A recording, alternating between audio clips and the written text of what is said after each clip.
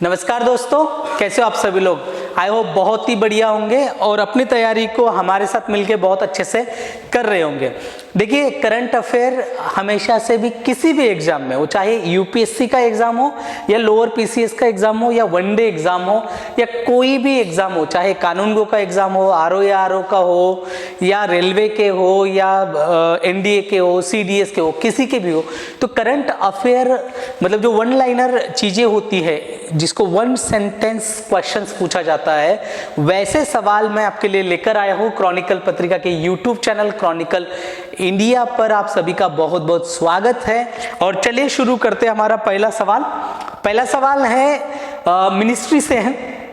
Mostly ministry के द्वारा जो डिफरेंट योजनाएं या कुछ भी इनिशिएटिव्स लिए जाते हैं, उन इनिशिएटिव्स पर बेस्ड क्वेश्चंस बनाए जाते हैं। So this is the question, किस मंत्रालय ने, विच मिनिस्ट्रीज इंट्रोड्यूस और launch digital brand identity manual, right. So किस मंत्रालय ने ये DBIM digital brand identity manual को लॉन्च किया है? ये सूचना एवं प्रसारण मंत्रालय, बी इलेक्ट्रॉनिक्स और सूचना प्रौद्योगिकी मंत्रालय, सी गृह मंत्रालय और डी कॉर्पोरेट मामलों का मंत्रालय, right. So this is the question कि कौन से मंत्रालय ने ये डिजिटल ब्रांड आइडेंटिटी मैनुअल है, ये जो है इलेक्ट्रॉनिक्स एंड सूचना प्रौद्योगिकी मंत्रालय, information and technology and electronics, MeitY जिसे हम कहते हैं, right, ministry of electronics and information technology, right, IT जिसे कहते हैं, METY, राइट। तो ये जो है मिनिस्ट्री ने इसको शुरू किया हुआ है, राइट। दूसरा देख लिया, INSV तारिणी जिस अभियान पर काम कर रहा है उसका नाम क्या है, राइट। मैंने आपको कलावरी के बारे में बताया था, राइट। मैंने कई सारे 6th जनरेशन सारी के सारी आपको INS के बारे में बताया था कि कौन कौन सी हमारे यहाँ शामिल हो रही है। तो अब तारिणी जो है वो समुद्र सागर परिक्रमा कर रही क्या, बी हिंद महासागर का ये मिशन है क्या, सी वरुण सागर यात्रा है क्या, और डी नाविका सागर परिक्रमा द्वितीय यानी प्रथम चरण हो चुका है, राइट। प्रथम चरण हो चुका है, ये द्वितीय है। तो ये क्या कर रही है? द्वितीय चरण है, एग्जैक्टली द्वितीय है, नाविका सागर परिक्रमा, ये सागर की परिक्रमा है जो दूसरी द्वितीय। अगला सवाल देख लेते हैं, मिसिंग एक जनजाति है। देखिए, मैंने हमेशा आपको कहा है कि आर्ट एंड कल्चर यूपीएससी से लेके हमारी हर एग्जाम में आर्ट एंड कल्चर से सवाल आते हैं, और कल्चर, उत्सव, त्योहार, हम जिसे कहते हैं त्योहार, ये हमारे कल्चर का पार्ट है, राइट। तो ये मिसिंग एक जनजाति है, तो ये कहाँ, ये कौन सा त्योहार मनाती है? ए बिहू, बी अली लिगांग, सी हॉर्नबिल महोत्सव, डी लोसर।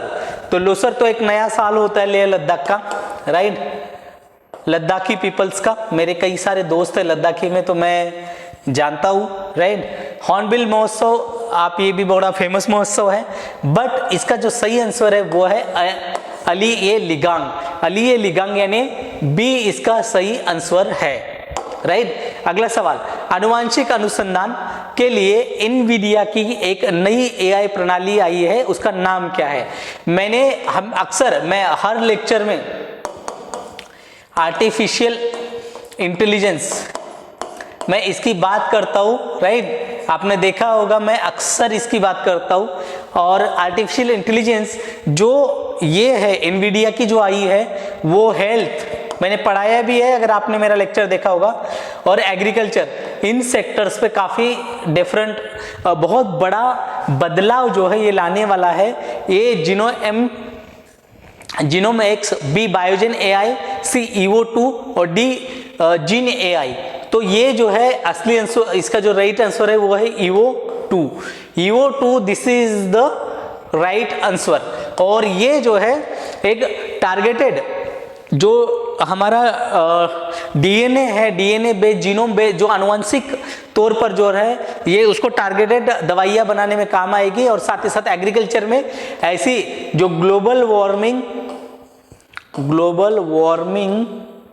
और इकोलॉजिकल चेंजेस, क्लाइमेट चेंज को जितने भी ecological and climatical changes conditions है उसमें जो है ऐसे उन्नत बीजों को निर्माण करेगी जो बहुत ही जबरदस्त होंगे, जो ग्लोबल वार्मिंग के साथ लड़ने के लिए सक्षम होंगे। तो ये UO2 है, इसका देखिएगा मैंने पूरा का पूरा आपको पढ़ाया है, इसका बहुत डिटेल लेक्चर मैंने लिया हुआ है, तो वो लेक्चर आप जरूर देखिएगा। अगला सवाल है, देश की कुल घड़ियाल एंड क्रोकोडाइल आबादी में सबसे अधिक घड़ियाल कौन से राज्य में पाई जाती है? ये मध्य प्रदेश, बी राजस्थान, सी उत्तर प्रदेश, डी बिहार। तो आप जानेंगे कि सबसे ज्यादा घड़ियाल जो है वो मध्य प्रदेश में पाई जाती है। ये मध्य प्रदेश में गिद्ध भी सबसे ज्यादा पाए जाते हैं, गिद्ध भी सबसे ज्यादा पाए जाते हैं, और मध्य प्रदेश में ही जो है चीते रखे हुए। तो कई सारी चीजें हैं, आप इसे मध्य प्रदेश को देख सकते हैं। सोलीगा जनजाति मुख्य किस बाघ अभयारण्य में पाई जाती है? ये Nagarhole tiger reserve, B Bandipur tiger reserve, C Biligiri Rangaswamy मंदिर यानी कि BRT टाइगर रिजर्व, इसको शॉर्ट फॉर्म में हम BRT टाइगर रिजर्व बनते हैं, और डी मुदुमलाई टाइगर रिजर्व। तो सोलीगा ये जो हमारी जनजाति है, आदिवासी समुदाय हमारा, वो जो है बिलीगिरी रंगास्वामी मंदिर यानी BRT टाइगर रिजर्व में पाई जाती है। ये ज्योग्राफिकल लोकेशंस जो होती है, ज्योग्राफिकल लोकेशंस, आपको पता है कि कोई टाइगर रिजर्व या कुछ, अभी इस साल तमिलनाडु में जो है आपने देखा होगा कि किस तरह से रामसर कन्वेंशन में 2 साइड्स गई है, तो इस तरह से वो वहां के सवाल पूछ लेगा कि कौन सी नदी जा रही है या कौन सी जनजाति रहती है या कुछ यूनिकनेस वहां का, उसके बारे में सवाल पूछे जाते हैं। अगला सवाल है, काजीरंगा राष्ट्रीय उद्यान किस लुप्तप्राय प्रजाति के लिए विशेष रूप से जाना जाता है? ए एक सिंग वाला गेंडा, बी एशियाई शेर, सी बंगाल टाइगर, और डी हिमतेंदुआ।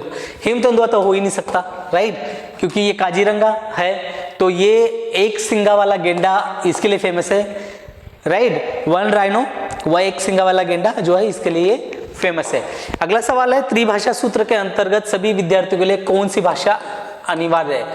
ट्राइलैंग्वेल जिसे हम कहते हैं, ट्राइलैंग्वेल यानी ये होता है एक जो नॉन, जैसे इंग्लिश कॉमन लैंग्वेज, ये पूरे भारत में पढ़ाई जाएगी।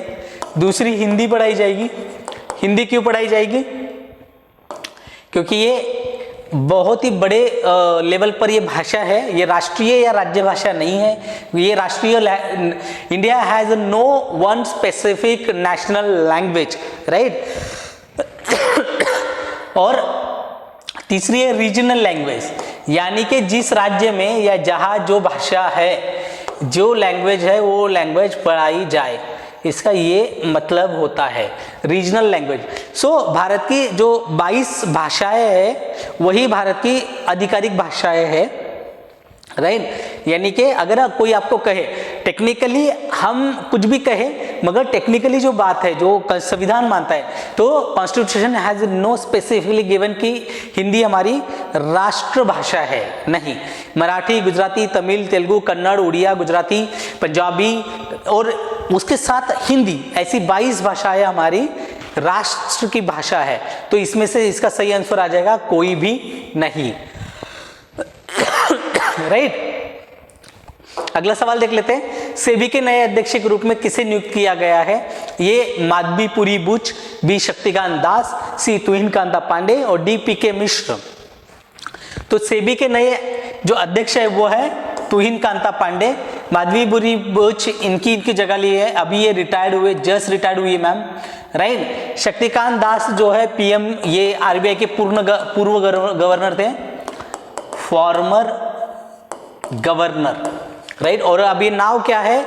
PM के प्रधान सचिव, राइट, प्रधान सचिव। और PK मिश्र सचिव के तौर पर थे, राइट, PM के। तो ये सब चीजें हैं, राइट। अगला सवाल देख लेते हैं, NASM नाज़्म SR मिसाइल का परीक्षण कहाँ किया गया था? ए चांदीपुर उड़ीसा, बी सतीश धवन अंतरिक्ष केंद्र श्रीहरिकोटा आंध्र प्रदेश में, सी विक्रम भाई साराभाई अंतरिक्ष केंद्र तिरुवनंतपुरम जो केरला में, और कुलशेखरपट्टिनम तमिलनाडु। इनमें से ये जो नाज़्म SR है, NASM SR मिसाइल का परीक्षण कहाँ किया गया था? तो ये चांदीपुर उड़ीसा में है, राइट, ये चांदीपुर ओडिशा में। और ये भी बहुत चर्चा में है, इसके बारे में आप जरूर पढ़िएगा। ये मैं आपको लिए छोड़ रहा हूं, आप मुझे कमेंट करके बताइएगा कि ये क्या है। what is this, but it's very important, it's very important for all exam, right, ये बहुत इंपॉर्टेंट है। तो चलिए अभी जो है ये हमारे रैपिड क्वेश्चंस थे, डिफरेंट सेगमेंट से, डिफरेंट सब्जेक्ट से। आई होप आपको मजा आएगा, राइट। तो ये सारे सवालों के जवाब आप फिर से देखिए, कितने सवाल आप सही कर रहे हैं मुझे कमेंट बॉक्स में जरूर बताइए। 10 में से खुद को मार्क्स दीजिए, एक सवाल 1 मार्क्स का पकड़ के 10 में से 10 मार्क्स दीजिए कि आपके 7 सही हुए तो 7 बराबर हुए। तो ये सब चीजें आप देखिए और क्लासेस को जो है लाइक करके अपने दोस्तों के साथ शेयर करिए। चलिए मिलते हैं नेक्स्ट क्लास में, तब तक के लिए धन्यवाद।